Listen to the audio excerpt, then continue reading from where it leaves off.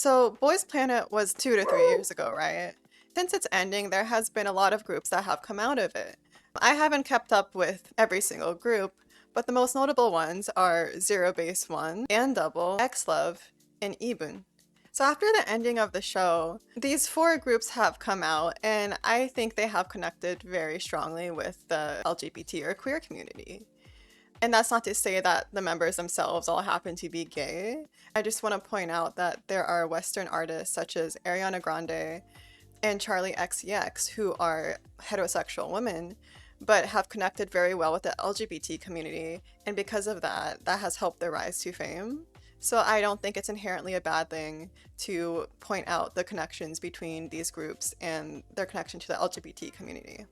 For Pride Month, I'm going to be ranking the 4 groups that I personally know by how queer they are. Okay, coming up in 4th place, I'm gonna put EVNNE. EVNNE just happens to make music that sounds really good in a gay club. Like, it's just good clubbing music in general, but when their music first released, there was just a joke like, why does it sound like gay club music? I got into them because their music was just really cool sounding, and I think they just tend to attract hip-hop, K-pop fans in general. Hip-hop K-pop is just such a funny word to say, but like, you get what I mean, right? The group I'm putting in 3rd place is and2ble. And I'm not saying they don't connect with the queer community. In fact, I think Junghao is like a big force on his own. Like Yubin and Yujin went on that one like bald Korean gay man show. But other than that, like, their art isn't notably connected as of right now because they just debuted. Coming in 2nd place is zb1. When it comes to the members, they have Hanbin, they have Jung, who was like a BL actor, unlike the direction and2ble went, which was definitely a more traditional concept that showcased their vocals really well.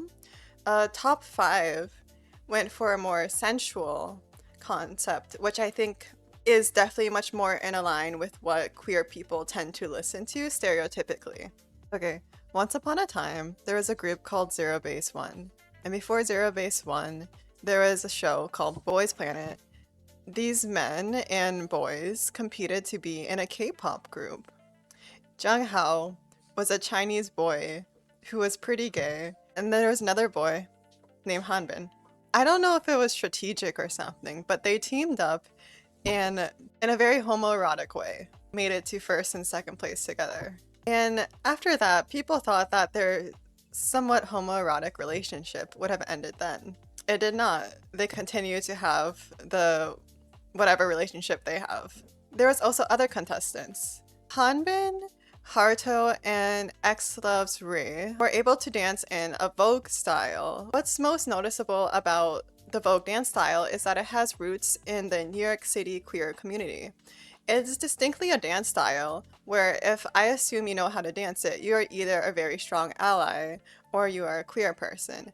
At least to be comfortable with folk dance at its core, you have to be comfortable with the LGBT community. And I think that significantly puts them at a solid number 2. And you might be thinking, wait, this group has Hanbin and a BL actor.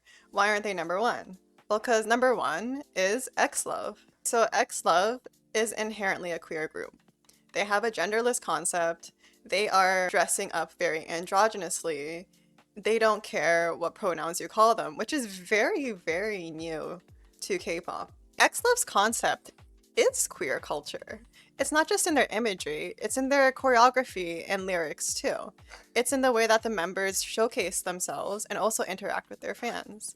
So XLOV holds the number 1 spot for the queerest Boys Planet group, and I think they're gonna stay in that spot unless any other group does a crazy concept change. The reason I made this video is because a lot of people online seem to have the attitude of like, where did these groups come from? Why are they so connected? Why do they have so many queer fans?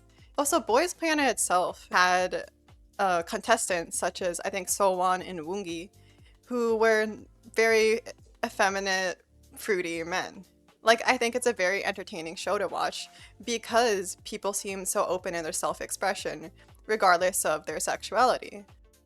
Yeah, I don't know where I was going with this video. Happy Pride Month.